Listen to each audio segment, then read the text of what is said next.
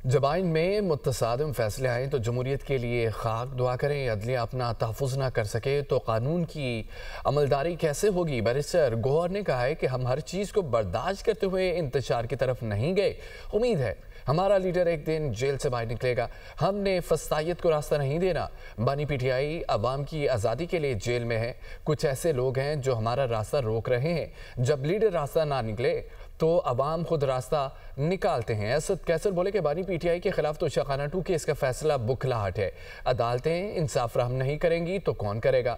8 फरवरी को अवाम के मैंडेट पर डाका डाला गया। अवाम से अपनी लीडरशिप मुंतखब करने का हक छीन लिया गया। हम वाइट पेपर जारी करेंगे। सलमान अकरम राजा का कहना है कि तोशाखाना 2 का फैसला आया जिसकी तवक्को नहीं थी। हम इक़्तिदार की जंग नहीं लड़ना चाहते, हमने उसूलों की जंग लड़नी है। रहनुमा जमात इस्लामी लियाकत बलोच बोले गैर जानिबदाराना इंतखाबात के लिए अरकौमी आवाज़ को ताकतवर बनाने का किरदार अदा करेंगे। माजी की गलतियों से सबक सीखते हुए कौमी तरजीहात का तयन होना चाहिए। पुरअमन सियासी जिद्दोजहद की जानिब आगे बढ़ना होगा।